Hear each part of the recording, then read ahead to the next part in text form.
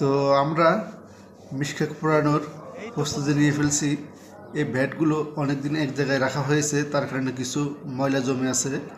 এই কারণে সেগুলোকে সাফ করে এবং তার সাথে কলা নিয়ে আসছি। কলার সাথে আপনার পেট্রোল, কারণ পেট্রোল না হলে আগুন ধরানো মুশকিল হয়ে যাবে। এবং কিছু বন্ধুরা আছে, সবাই মিলে এগুলোকে ভাঁজ করে আপনার শিক কভারের ভিতরে রাখছে। সবগুলো শেষে কেউ ব্যস্ত হয়ে আছে আগুন লাগানোর জন্য কয়লাতে। তো এক একজন এক এক ভাগে এক এক সেক্টরে চলে গেছে, এক একজনের এক একটা কাজ নিয়ে ব্যস্ত হয়ে আছে।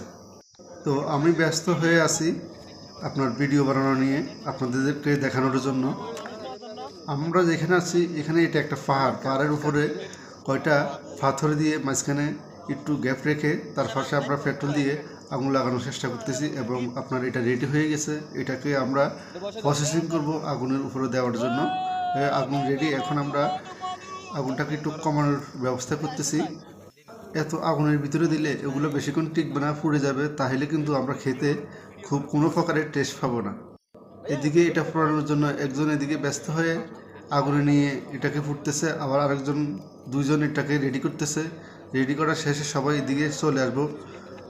আসার পরে এদিকে আপনার হালকা কিছু বাতাস দিতে হবে, বাতাস না দিলে কিন্তু কয়লাতে আগুন লাগবে না এবং আগুনের তাপমাত্রাটা আপনার রেগুলার গাড়িতে কোনো প্রকারে লাগতে চাইবে না। তার কারণে আমরা এটাও রেডি। তারপরে দুটোটাকে একসাথে, ওটা কিন্তু কিছুটা হয়ে আছে, এটাকে একসাথে দিয়ে তারপরে কিছু ঘি মিক্স করব। মিক্স করার পরে আপনার এতে বাতাস করতেছে আমার বন্ধুরা মিলে সবাই। তো এগুলো আমরা বাসা থেকে তৈরি করে আনছি, শুধু এখানে একটু আগুনের তাপ দেব। তাপ দিতে বেশিক্ষণ লাগবে না।